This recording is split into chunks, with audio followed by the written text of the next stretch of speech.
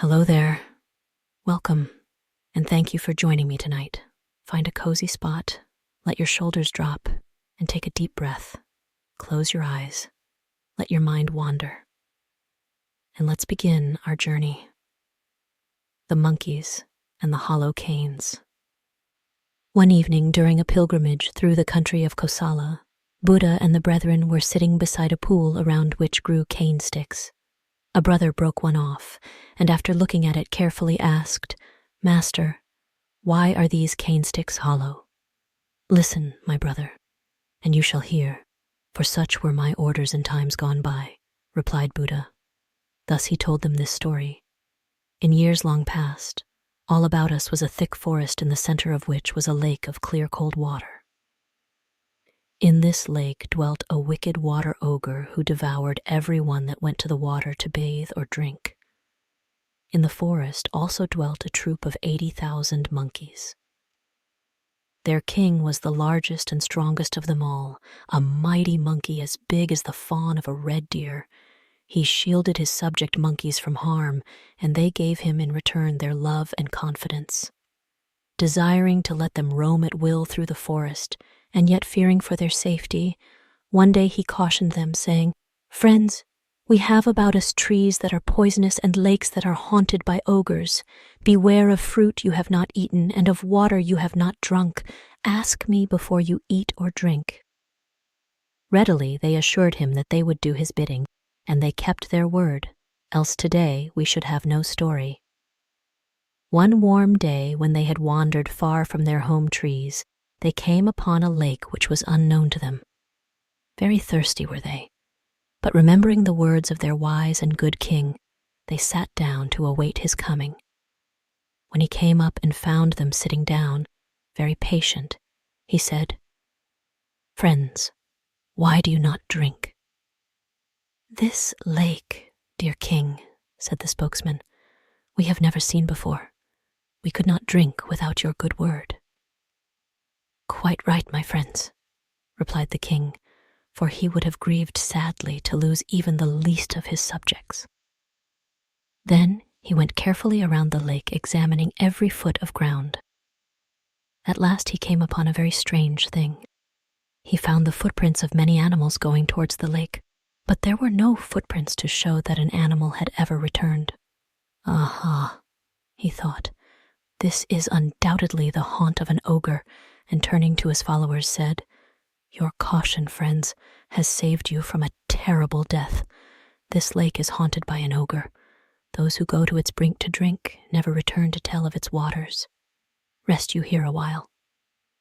Suffering and parched with thirst, they did the bidding of their king, knowing well that in time they would be refreshed. The ogre, who had been watching them greedily from the bottom of the lake, became angered when he saw the king with his 80,000 subjects peacefully surround his lake. Such a feast had never before been thrust before his ever-hungry eyes.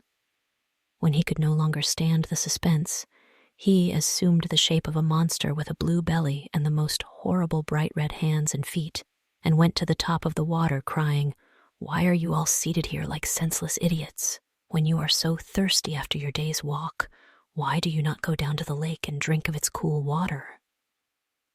Then he added in the sweetest voice he could assume, "Come, come, my friends, come cool yourselves with a long drink out of the most beautiful lake in all India. Its waters are fed from mother springs hidden deep down in its rocky bottom. Those who drink shall never more know either sorrow or unhappiness."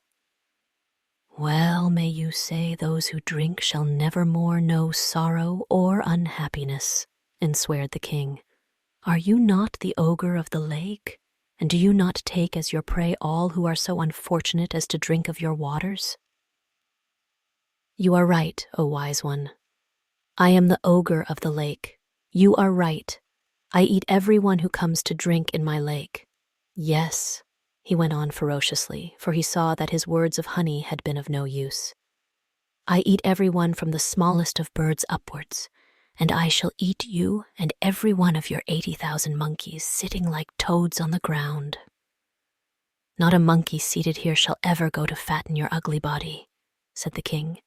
"If you do not drink, You will die as you sit. You and your 80,000 monkeys are now near to death for want of water. You see you are mine whether or not you drink of my water. Yes, O ogre of the water, water we must have, for faint and weary we are. Yes, water we will have, yet we shall not fall into your power. How can you drink without coming to the water's edge?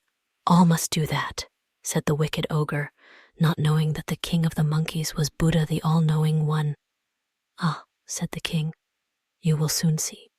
You think, poor monster, that we shall have to go to the brink of the lake to drink. If you will wait, you will see the lake come to the monkeys as they sit far up on its banks. These words said, he had a cane brought to him and repeated solemnly the following words. With canes we'll drink. You shall not take my life. He then blew with all his might clown the cane, and straightway it became hollow. Not even a single knot was left throughout its entire length. Thus he blew through another and yet another, but his 80,000 sand subjects would have died of thirst before he could have finished one for each, and not one monkey was he willing to lose.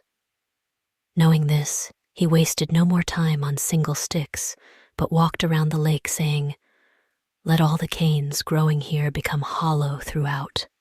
Let all the canes around here become hollow throughout. Immediately all the canes became hollow.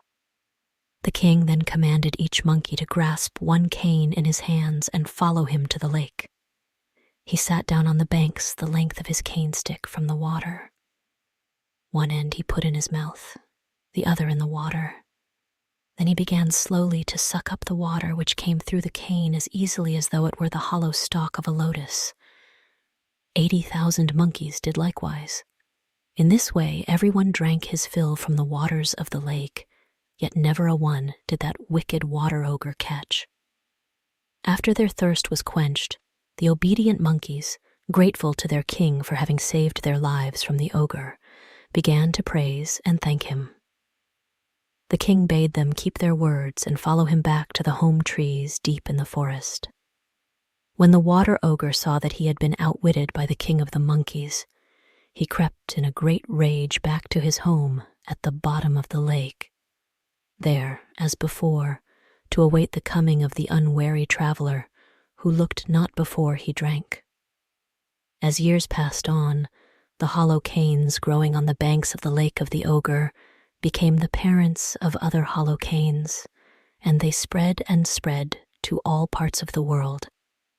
That is why we have hollow canes today.